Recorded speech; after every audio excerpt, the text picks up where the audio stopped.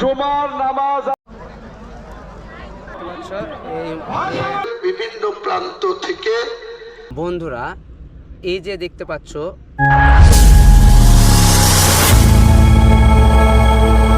আসসালামু আলাইকুম বন্ধুরা, welcome back to my channel Akbar explorer. বন্ধুরা আবারও আমি চলে এসেছি তোমাদের সামনে একটি নতুন সুন্দর ভিডিও নিয়ে।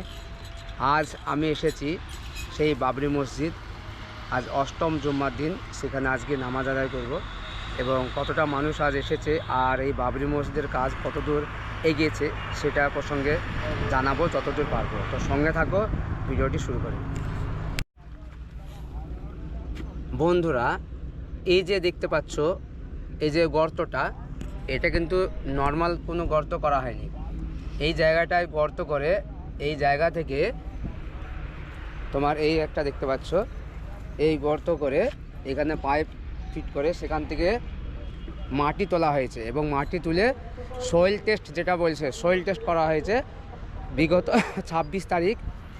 26শে জানুয়ারি ব্যাঙ্গালোর থেকে ইঞ্জিনিয়াররা এসে এখানে যে পরিদর্শক বিভাগ তারা সেখানকার লোক এসে এই যে এখানকার মাটি সে মাটি তুলে নিয়ে সে মাটি পরীক্ষা করার জন্য নিয়ে গেছে এবং যেহেতু 11 তারিখে ঘোষণা করেছেন হুমায়ুন কবির মহাশয় যে 11 তারিখের মধ্যেই তোমার এই কাজ চালু হয়ে যাবে।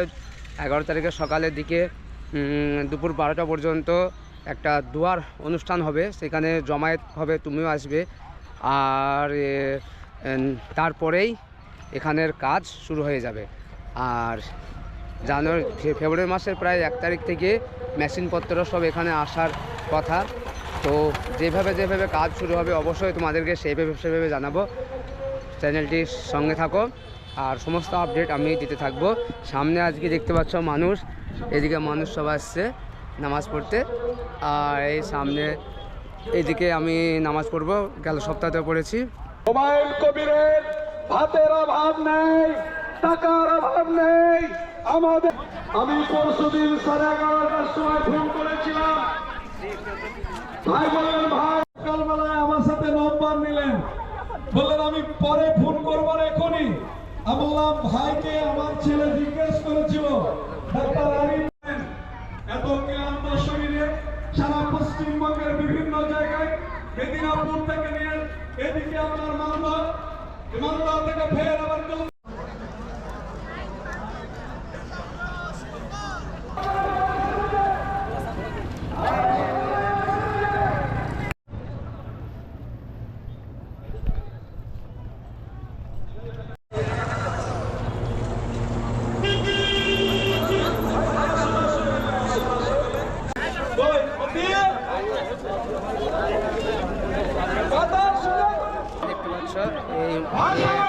বিল্ডিংটা হচ্ছিল অফিস রুম, সেই অফিস রুমটা তৈরি হয়ে গেছে, অফিসের কাজ প্রায় শেষ, সামনে বারান্দাটা পড়ে আছে।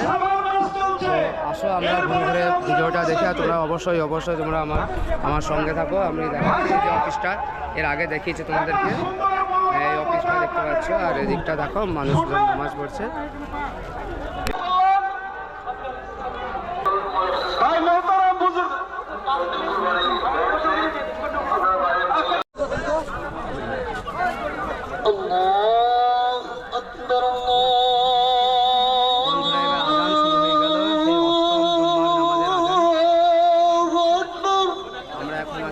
বাবরি মসজিদ প্রাঙ্গণে তোমাদেরকে একটু পেছিয়ে দিতে হবে, তোমাদেরকে একটু পেছিলাম, না হলে ইয়ে হবে না গো, হালকা একটু পেছিয়ে দিতে হবে, না হলে দাঁড়াই নিতে হবে না, রেলটা দিতে পারবো নাকি? একটু পেছিলাম, এখানে পরে পেছালে কি করে হবে? আসলে হবে না তো, হবে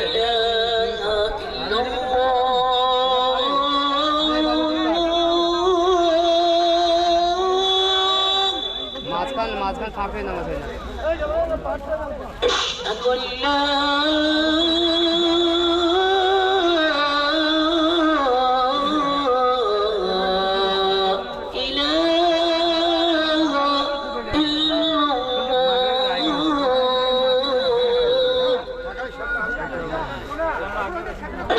أشهد أن محمدا رسول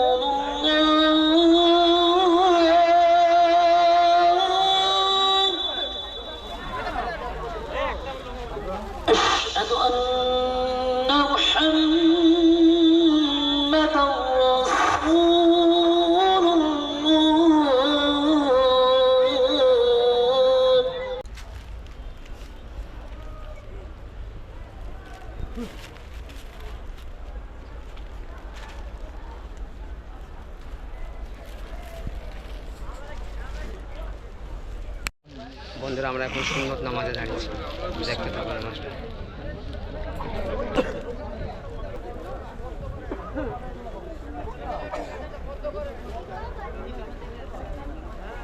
من سيئات أعمالنا من يهده الله فلا مضل له ومن يضلله فلا هادي له ونشهد أن لا إله إلا الله وحده لا شريك له ونشهد أن سيدنا وسندنا وحبيبنا ومرشدنا ومولانا محمدا عبده ورسوله أما بعد فقد قال الله تبارك وتعالى في كلامه المجيد والفرقانه الحميد أعوذ بالله من الشيطان الرجيم بسم الله الرحمن الرحيم আবারে হবে কবে তারা মনে করছে ছেলের খেলা, তারা মনে করছে ছেলের হাতে লাড্ডু বললেই হয়ে গেল। না, এটা আগে পিছনে বহুত কিছু রাস্তাগুলোকে বন্ধ করতে হবে, আগে সব ঠিকঠাক পাকাপোক্ত করে নিয়ে তখনই কাজে নামবে ইনশাআল্লাহ। তা হয়ে গেছে প্রায়। তো উনি তো গত শুক্রবারে ঘোষণাই করে দিয়েছেন যে 11ই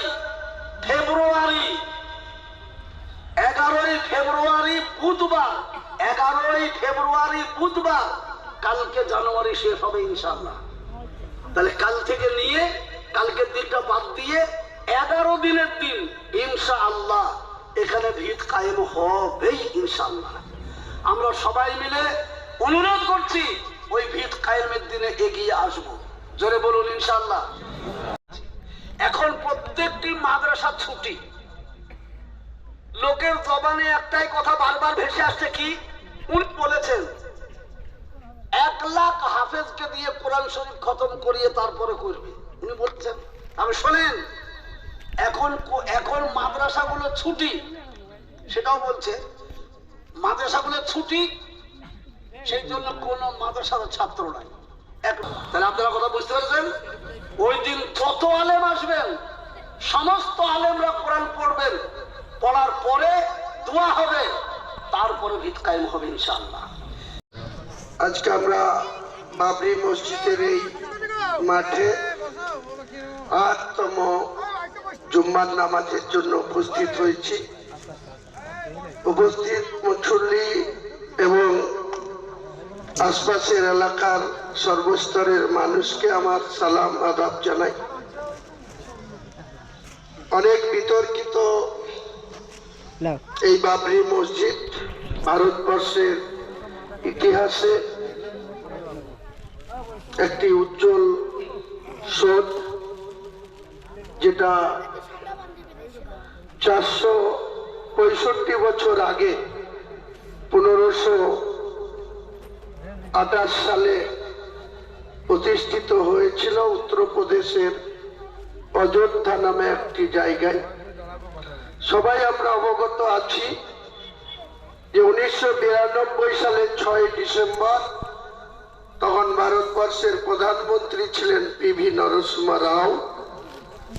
তিনার প্রশাসন ব্যর্থ হয়েছিল, মাত্র 4 লাখ লোক সেখানে এককাট্টা হয়ে প্রায় 2 মাস ধরে তারা পরিকল্পনা করে বিভিন্ন প্রান্ত থেকে 4 থেকে 5 লক্ষর বেশি লোক সেখানে উপস্থিত হয়নি। যদি ভারতবর্ষের প্রশাসন মনে করত তাহলে সেই 5 লক্ষ মানুষকে এই ঐতিহাসিক বাবরি মসজিদের শোধটাকে, ঝাঁচাটাকে আটকাতে পারত, কিন্তু তেনারা সেইভাবে সক্রিয় হননি।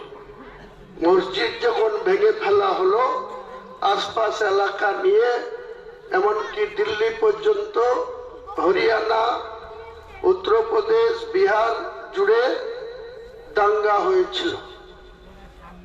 সেই দাঙ্গাতে অনেক মানুষ হতাহত হয়েছে, অনেক মানুষের ক্ষয়ক্ষতি হয়েছে। শেষমেশ ভারতবর্ষের প্রধানমন্ত্রী রাষ্ট্রপতির কাছে সুপারিশ করলো এই বাবরি মসজিদের জন্য 356 ধারা, রুলস 356 তখন প্রয়োগ করা হয়েছিল। উত্তরপ্রদেশের যে সরকার ছিল সেই সরকারটাকে ভেঙে ফেলা হয়েছিল, অর্থাৎ ক্ষমতা রাষ্ট্রপতির হাতে নিয়ে নেওয়া হয়েছিল আইন শৃঙ্খলার অবনতির জন্য। তাই ভারতবর্ষের আজকের দিনে প্রায় 42 কোটি মানুষ মুসলমান, তারা এই বাবরি মসজিদ সম্বন্ধে চুপচাপ হয়ে গিয়েছিল যে মসজিদ তো গেছেই, তাই নিয়ে যাতে আগামী দিনে আর কোনো মানুষের প্রাণ না যায়। আমাদের এখানে একটু আগে রিয়াজতুল্লাহ কারি সাহেব বলছিলেন যে কিছু অমুসলিম হয়তো প্রতিবাদ করছে, বিরোধিতা করছে। ইউপি থেকে আমাকে কয়েকজন বিজেপির প্রাক্তন মুখ্যমন্ত্রী উমা ভারত অফিসার আছে, আধিকারিক আছে, তারা নিয়ে গিয়েছে সার্টিফিকেট। 4 তারিখ 5 তারিখের মধ্যেই আমরা পেয়ে যাব হাতে ইনশাআল্লাহ। আমি বলেছিলাম যে বাবরি মসজিদের কাজ যেদিন শুরু করব, তার আগে ওই যে ব্রিগেড ময়দানে আমরা 6 তারিখে যেদিন এখানে ভিত্তি স্থাপন করেছিলাম, এইটাকে কেন্দ্র করে হিন্দু সমাজের গীতা পাঠের আয়োজন করেছিল কলকাতার ব্রিগেড ময়দানে। 5 লক্ষর কথা ঘোষণা করেছিল, 1,2 মানুষ হিন্দু ধর্মের পবিত্র গীতাকে পাঠ করেছিল জাঁকজমট ভাবে, কোনো আমাদের আপত্তি নেই।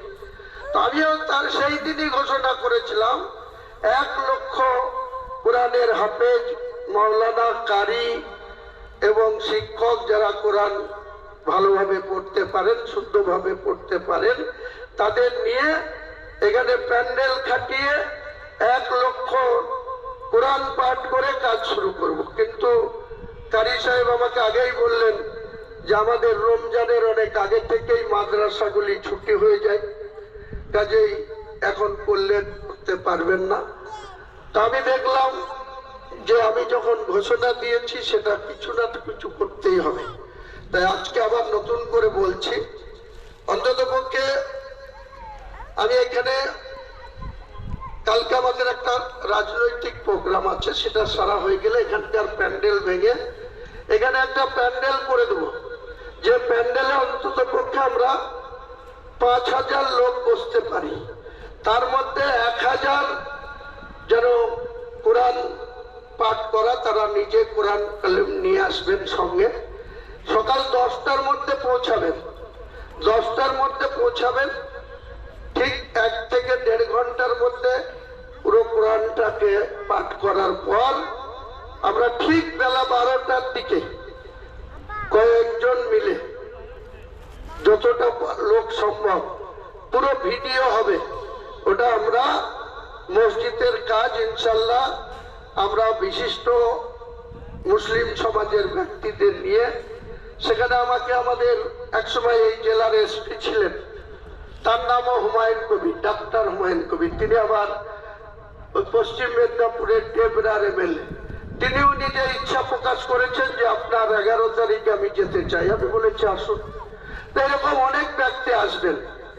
ওই পাঁশকুড়ার প্রতাপপুরের দরবার শরীফের একজন আসবেন, আমাদের বসিরহাটের যে দরবার শরীফ সেখানকার একজন বিশিষ্ট ব্যক্তি আসবেন, আরো ইয়াসিন সাহেবও আমাকে বলেছে যে আসবো। তো ইয়াসিন মৌলানা যিনি শওকত সাহেবের ছেলে, ওনাদের সঙ্গে আমরা যোগাযোগ করব, নিশ্চয়ই ইনশাল্লাহ আসবে। আমার ইচ্ছা আমরা 1 লাখটা করব। ঠিক মার্চের 21 তারিখে সম্ভবত আমাদের পবিত্র ঈদুল ফিতর হবে। ঈদুল ফিতরের ঠিক 4 দিন 5 দিনের মাথায় এই প্রাঙ্গণে আবার একটা 1 লক্ষ মানুষের বসার প্যান্ডেল করে আমরা নিশ্চয়ই সেটা মার্চ মাসের লাস্টের মধ্যে 21 তারিখে ঈদের থেকে 31শে মাস, ওই 10 দিনের মধ্যে কোনো ডেট করে ওটা করব, কোনোটা পিছু হটবো না। বাবরি মসজিদ যেমন করবই বলেছি, ইনশাল্লাহ করবই, ইনশাল্লাহ করবই, ইনশাল্লাহ হবেই। পাশাপাশি 11ই ফেব্রুয়ারি আমরা যে 5,000 লোকের আয়োজন করব, আমরা 10টা থেকে কোরআন তেলাওয়াত করার পর আমরা 12টার সময় ভিত্তির যে মশলা যে যেমন ভাবে পারবে কন্নি করে তুলে কড়াই থেকে তুলে বাবরি মসজিদে আমরা ঢালাইয়ের বেশ ঢালাইটা অনেকটা ডিপ হবে, সেই ডিপে আমাদেরকে মই দিয়ে নামতে হবে। নেমে সেখানে আমরা এক একজন নিজে শরিক হব। কেউ জটলতা করলে হবে না। প্রশাসনকে আমি বলবো, এসপি সাহেবকে বলেছি, আবার বলবো, প্রশাসন এখানে পর্যাপ্ত হেল্প করে। এখানে যতদিন থেকে আছে প্রশাসন এখানে কিন্তু আমাদের কোনো অসহযোগিতা করেনি। প্রশাসন কিন্তু সবসময় এখানে ডিউটি থাকে, সহযোগিতা করে। কিন্তু এর মধ্যেও কিছু লোক মুনাফেক আছে, তারা এখানে এসে ইটের মধ্যে চেপে ভিডিও করছে, উল্টো পাল্টা ছাড়ছে। আমি এখানে যারা আমাদের লোক আছে তাদেরকে আমি সময় পাচ্ছি না, তাই কড়া শাসনে রাখতে পারছি না। কালকে দিনটা পার হলে পরশু আমি এখানে আসবো। যারা এখানে দায়িত্ব নিয়ে কাজ করছে তাদেরকে লক্ষ্য রাখতে বলবো। আমাদের সিসি ক্যামেরা আরো বাড়াতে হবে।